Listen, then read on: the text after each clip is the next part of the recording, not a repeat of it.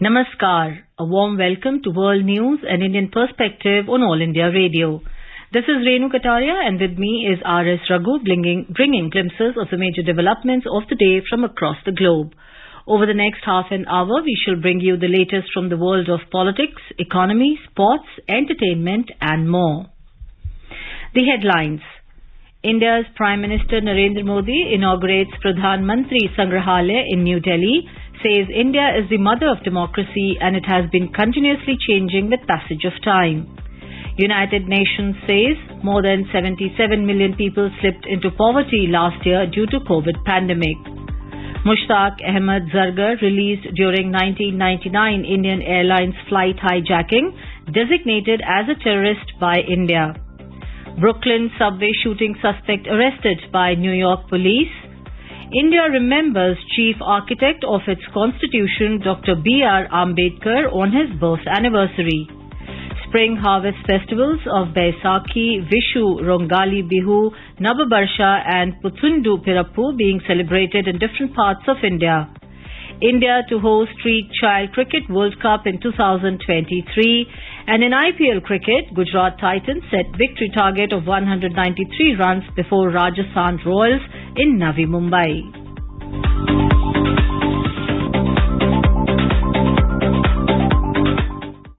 Prime Minister Narendra Modi has said India is the mother of democracy and its great future is that it has been continuously changing with the passage of time. Inaugurating the Pradhan Mantri Sangrahalaya in New Delhi on Thursday, Mr. Modi said, India's democracy inspires the country to accept innovation and new ideas. He said India has a proud tradition of strengthening democracy, barring some exceptions. Bharat लोकतंत्र की जननी है। भारत के लोकतंत्र की बड़ी विशेषता ये भी है कि समय के साथ इसमें निरंतर बदलाव आता रहा है। हर युग में, हर पीढ़ी में लोकतंत्र को और आधुनिक बनाने और अधिक सशक्त करने का निरंतर प्रयास हुआ है। हमारे यहाँ लोकतंत्र को लोकतांत्रिक तरीके से मजबूत करने की गौरवशाली परंपरा रही। हमारा भी ये दायित्व है कि अपने प्रयासों से हम लोकतंत्र को और ज्यादा मजबूत करते रहें। Prime Minister Modi highlighted that it is a matter of great pride for the people that most of the prime ministers have come from very ordinary families.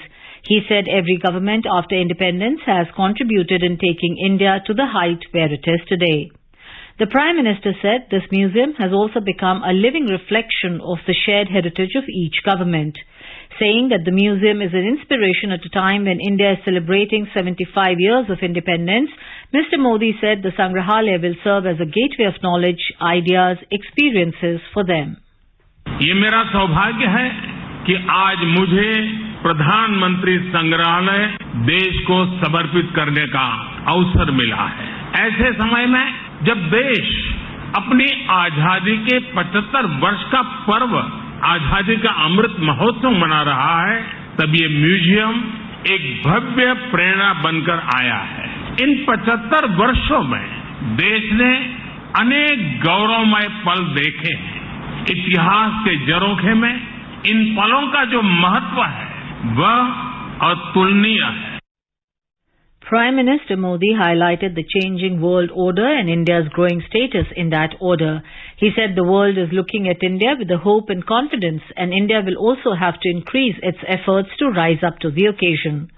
The Pradhan Mantri Sangrahalaya is built at Delhi's Teen Murti estate and covers the lives and contributions of all the 14 former Prime Ministers of the country. The design of the museum building is inspired by the story of rising India, shaped and molded by the hands of its leaders. United Nations has said that more than 77 million people slipped into poverty in 2021 as governments struggled to service debts and secure early vaccine access. The UN, in a report released on Wednesday, said rich countries managed to avoid the worst economic impacts of the coronavirus pandemic, but poorer ones continue to deal with debilitating debt. According to the UN, on an average, rich countries spend 3.5% of their revenue on servicing debt, while less rich nations use up to 14% of revenue. Report said some 20% of countries will not return to pre-2019 levels of GDP per capita by the end of 2023. The report noted poorest countries pumped billions into servicing debts and were forced to cut spending on education and infrastructure. The UN earlier said that soaring food and fuel prices amid the Ukraine situation are already impacting import-dependent countries. India's External Affairs Minister Dr. S. Jaishankar held a meeting with Commerce Secretary of United Nations of America, Gina Raimondo. In a tweet, Dr. Jaishankar said, "Our goal is to enhance resilience and reliability of supply chains and enhance trust and transparency in business." Secretary Raimondo expressed interest in continued engagement with the Indian government as the United States moves towards the launch of the Indo-Pacific Economic Framework. Earlier, Dr. Jaishankar met with Ambassador of United States Trade Representative Catherine Tai. During the meeting, issues of bilateral trade were discussed. India has designated Chief Commander of Terror Outfit Al-Umar Mujahideen Mushtaq Ahmad Zargar as a terrorist under the Stringent Unlawful Activities Prevention Act UAPA. He was one of the terrorists released during the 1999 Indian Airlines flight hijacking crisis in exchange of the hostages of the flight. In its notification, the Union Home Ministry said Zargar has been running an incessant campaign from Pakistan to fuel terrorism in Jammu and Kashmir and is a threat to peace not only in India but across the world, with his contacts and proximity to radical terrorist groups. An Indian Union Territory of Jammu and Kashmir, 4 terrorists of proscribed Lashkar-e-Taiba LEP terror outfit have been gunned down by security forces in an encounter in Shopian district on Thursday. The gunfight erupted after the joint team of security forces, on receiving information about the presence of terrorists at Badikam village in Zainapura area of the district, launched a cordon and search operation. During the search operation, the terrorists fired upon them, following which the forces retaliated, leading to an encounter.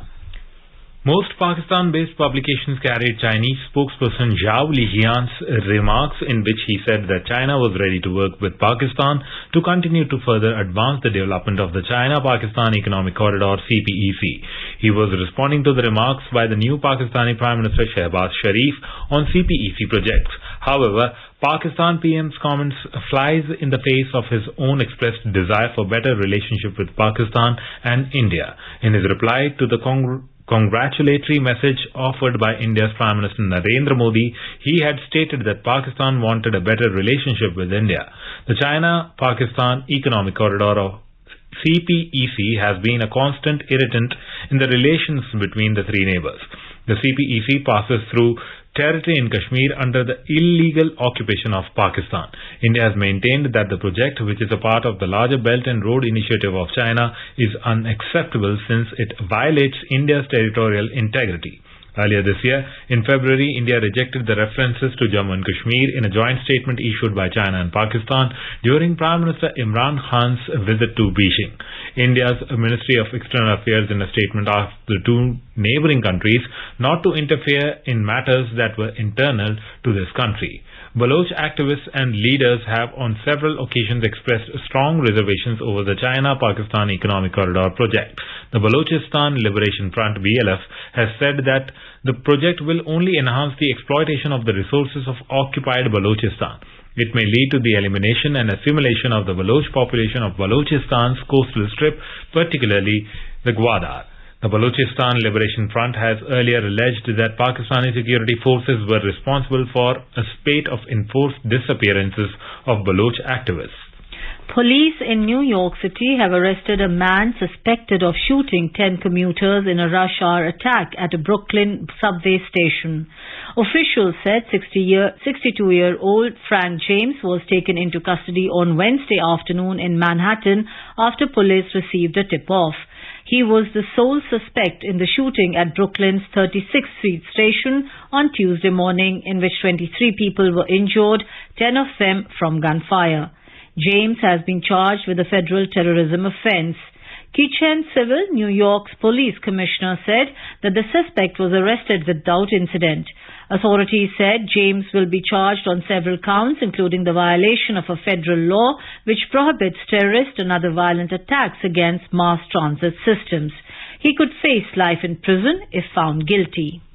India remembered the chief architect of its constitution, Baba Saheb Dr. Bhim Rao Ambedkar, on his birth anniversary on 14th of April. Several functions were held across the country to mark the occasion. Dr. Ambedkar donned many hats, that of a social reformer, economist and politician who dedicated his life to the people. From a humble beginning, he went on to become the first Law and Justice Minister of independent India. He was awarded India's highest civilian honour, Bharat Ratna, posthumously in 1990. President Ramnath Kovind led the nation in paying tributes to Bharat Ratna Dr. Bhim Rao Ambedkar on his birth anniversary. Vice President M. Venkaiah Naidu, Prime Minister Narendra Modi, Lok Sabha Speaker Om Birla and several other leaders also paid tributes at Dr. Ambedkar's statue. In today's Hotspot section, we bring you a news commentary. Dr. B.R. Ambedkar, the architect of India's constitution. Dr. Baba Saheb Ambedkar, the architect of India's constitution. As India celebrates the 131st birth anniversary of Bharat Ratna Baba Saheb Dr. Bhim Rao Ramji Ambedkar, it is the opportune moment for every Indian to recall his yeoman contribution in giving the nation its constitution. The Indian Constitution is the largest ever constitution. It is also the legal base for ushering in social reforms and strengthening the roots of democracy in the country. The day also reminds us all of his contributions in making the country a leading voice of sanity in a world full of social complexities and political charades. A firm believer in non-violence and social equality, Dr. Ambedkar, popularly known as Baba Sahib, once said, "For the successful working of democracy, there must not be glaring inequalities in the society. There must not be an oppressed class. There must not be a suppressed class." Indeed, as a social reformer, he launched campaigns against social discrimination and took many initiatives for the uplift of the poor and the downtrodden. Bestowed posthumously with India's highest civilian award, Bharat Ratna, in 1990, Baba Saheb Ambedkar was a social reformer in the true sense. He used to champion the cause of not only people standing in the last queue of the society, he fought with passion and enthusiasm for women's rights too. He used to measure the progress of a community by the degree of progress which women have achieved. Between 1942 and 1946, he passed several progressive legislations for women, including equal wages for equal work, compensation in case of injury. He used to lay emphasis on girls' education. His remarks: "Give education to your children, instill ambition in them. Don't be in a hurry to marry. Marriage is a liability. You should not impose it upon children unless they are financially able to meet the liabilities arising from them," reflect his determination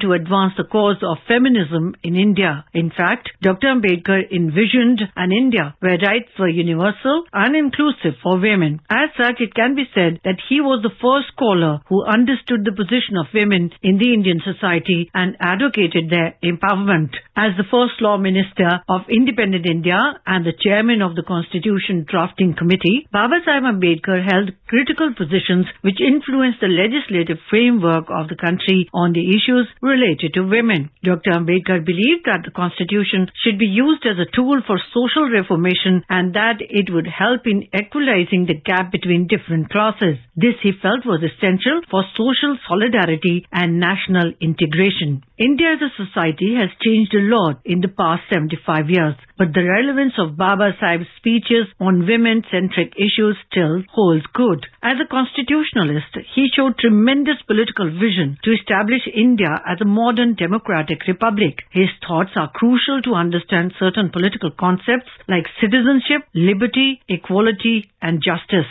Being a champion of democracy, he used to say, "If we want to build a democracy, we have to recognize the obstacles in our path because the grand palace of the Constitution stands on the foundation of people's allegiance in democracy." Baba Saheb Ambedkar was deeply influenced by the French Revolution. Liberty, equality and fraternity, which were the three key words of the 1789 French Revolution, were included in the Indian Constitution. In particular, his stand on equality was unparalleled. He was of the view that equality should be established at all levels in Indian society. He put equality in the core of his concept for democracy. He used to say, the roots of democracy lie not in the form of government, parliamentary or otherwise. A democracy is more than a form of government. It is primarily a mode of associated living. The roots of democracy are to be searched in the social relationship in terms of associated life between the people who form a society. Indisputably, much of his thought are nurturing social political life of India, a country espousing the cause of unity in diversity. One of his greatest achievements in reforming society were the inclusion of the concept of universal adult franchise in the Indian Constitution, modernism being one of the pillars of his understanding of society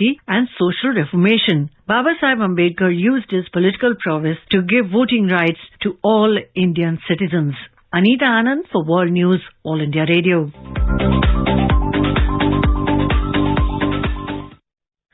This is All India Radio giving you the news.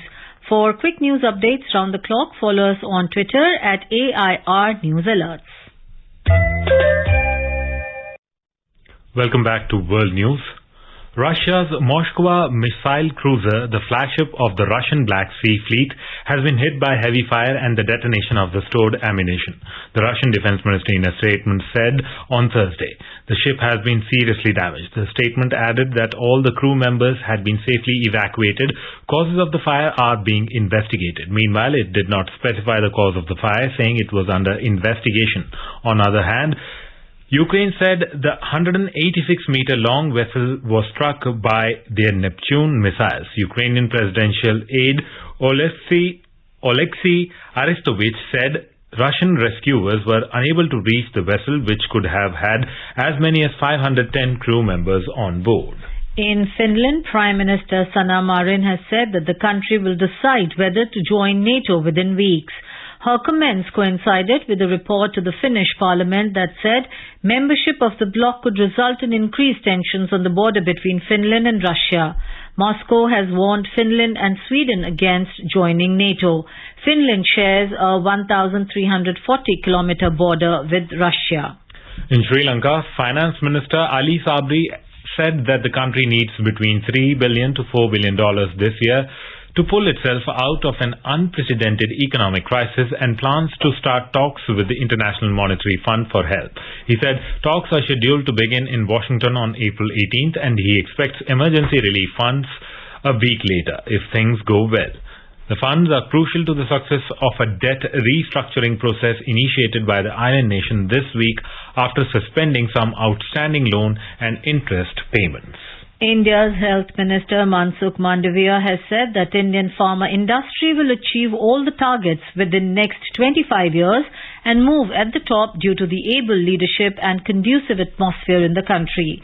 He was speaking at the inaugural session of the Diamond Jubilee Year program of Indian Drug Manufacturers Association in Mumbai on Thursday. The Government of India has approved 61 applications with an investment of 19,077 crore rupees under the Production-Linked Incentive Scheme for the textile sector.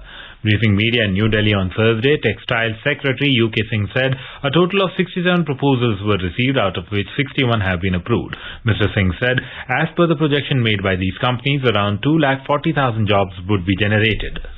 India has been elected to 4 United Nations Economic and Social Council (ECOSOC) bodies, the country's mission to the UN informed in a tweet. The bodies include the Commission for Social Development, Committee on NGOs, Commission on Science and Technology for Development, and Committee for Economic, Social and Cultural Rights. Of the above bodies, India was re-elected to the Committee for Economic, Social and Cultural Rights with Ambassador Preeti Saran representing the country. Last year, India was elected to 3 ECOSOC bodies including the Commission on Crime Prevention and Criminal Justice, the Executive Board of UN Women and the Executive Board of the World Food Programme. The UN Charter established ECOSOC in 1945 as one of the 6 main organs of the United Nations.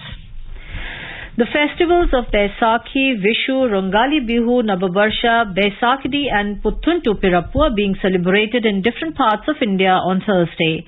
These spring harvest festivals are celebrated on Misha Sankranti, which marks the beginning of the new year in the traditional solar calendar. President Ramnath Kovind, Vice President M. Venkaiah Naidu and Prime Minister Narendra Modi greeted the people on the occasion. Mahavir Jayanti, the birth anniversary of 24th and last Jayanti Thankar Bhagwan Mahavir, is also being celebrated across the country. It is considered to be one of the most auspicious events for the Jain community and holds a lot of importance in their religious life. In IPL cricket, Gujarat Titans have set a victory target of 193 runs before Rajasthan Royals at D.Y. Patil Sports Academy in Navi Mumbai.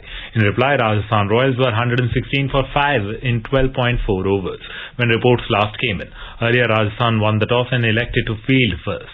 The winner of the encounter will hold the top position in the points table. Punjab Kings defeated Mumbai Indians by 12 runs at the MCA Stadium in Pune on Wednesday night. This was Mumbai Indians' fifth successive loss in the IPL 2022, while for Punjab this is their third win of the season.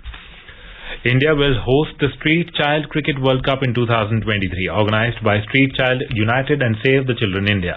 The Street Child Cricket World Cup 2023 will welcome 22 teams from 16 countries to India next year. Taking place in September ahead of the ICC World Cup, the event will see street-connected children and young people take part in a mixed-gender cricket tournament. Details on venues will be notified later. In 2019, the championship was held in London where 8 teams competed and Team India South emerged victorious after beating hosts England.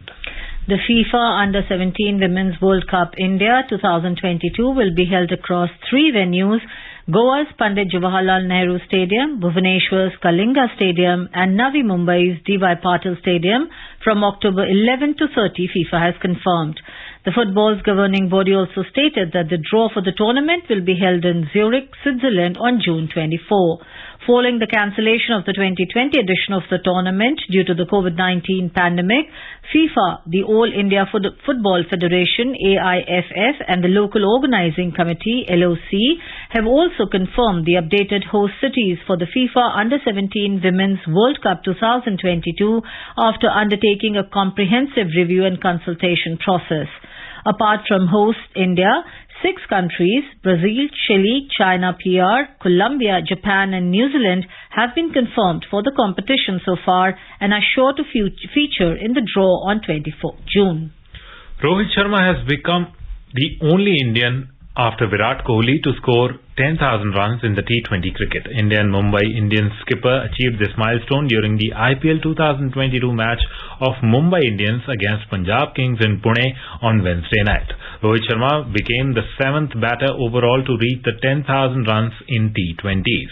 West Indian legend Chris Gayle is leading the list of run-getters with 14,562 runs to his name, followed by Pakistan's Shoaib Malik 11,698, West Indies' Kieron Pollard 11,474, Australia's Aaron Finch 10,499, Virat Kohli 10,379 and Australia's David Warner 10,373.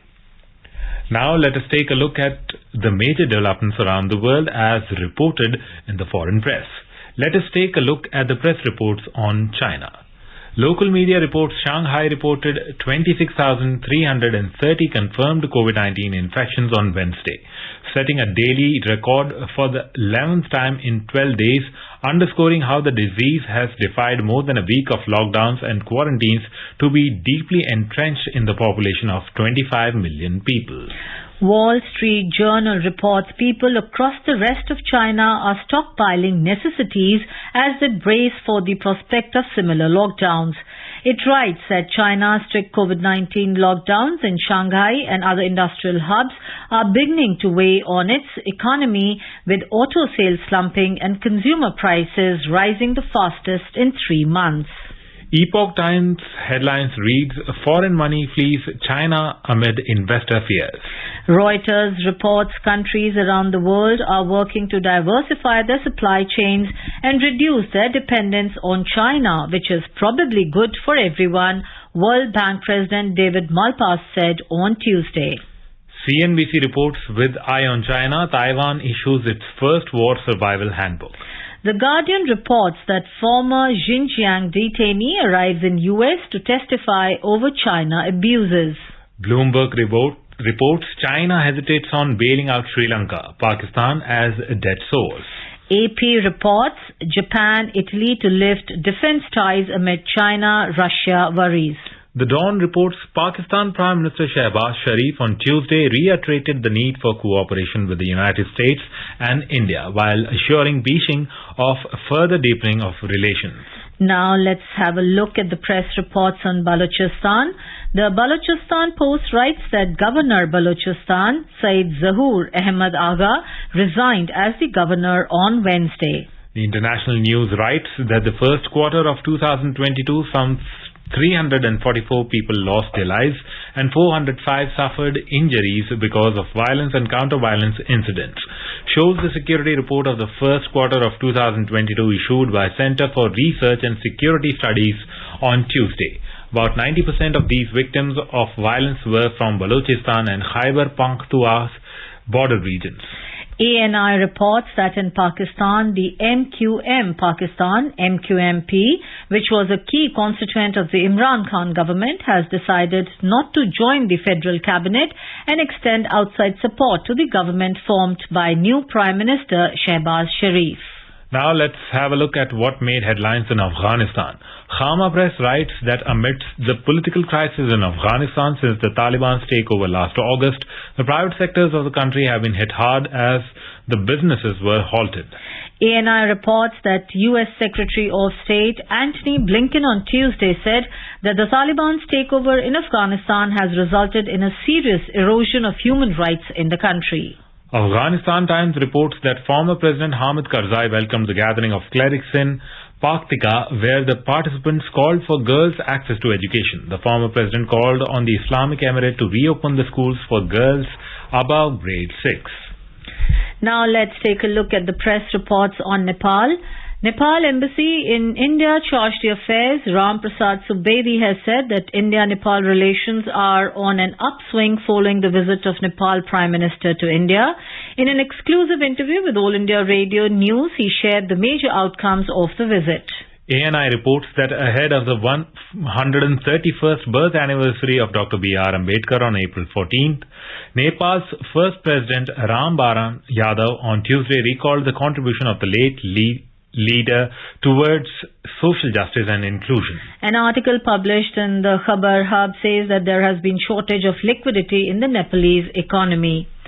Grammy winner Indian musician Ricky Kaj on Thursday met Prime Minister Narendra Modi in New Delhi. In a tweet, Mr. Modi said he is happy to meet Ricky Kaj. He said his passion and enthusiasm towards music keeps getting even stronger. Prime Minister wished Ricky Kaj for his future endeavours. A quick look at the headlines once again. India's Prime Minister Narendra Modi inaugurates Pradhan Mantri Sangrahalaya in New Delhi, says India is the mother of democracy and it has been continuously changing with passage of time. United Nations says more than 77 million people slipped into poverty last year due to COVID pandemic. Mushtaq Ahmad Zargar released during 1999 Indian Airlines flight hijacking designated as a terrorist by India. Brooklyn subway shooting suspect arrested by New York police. India remembers chief architect of its constitution, Dr. B.R. Ambedkar, on his birth anniversary. Spring harvest festivals of Baisakhi, Vishu, Rongali Bihu, Navabarsha and Pusandu Pirappu being celebrated in different parts of India. India to host Street Child Cricket World Cup in 2023. And in IPL cricket, Gujarat Titans set victory target of 193 runs before Rajasthan Royals in Navi Mumbai. And now, before we end, let us listen to Mahatma Gandhi's favourite bhajan, Vaishnav Jan, by artists from Croatia.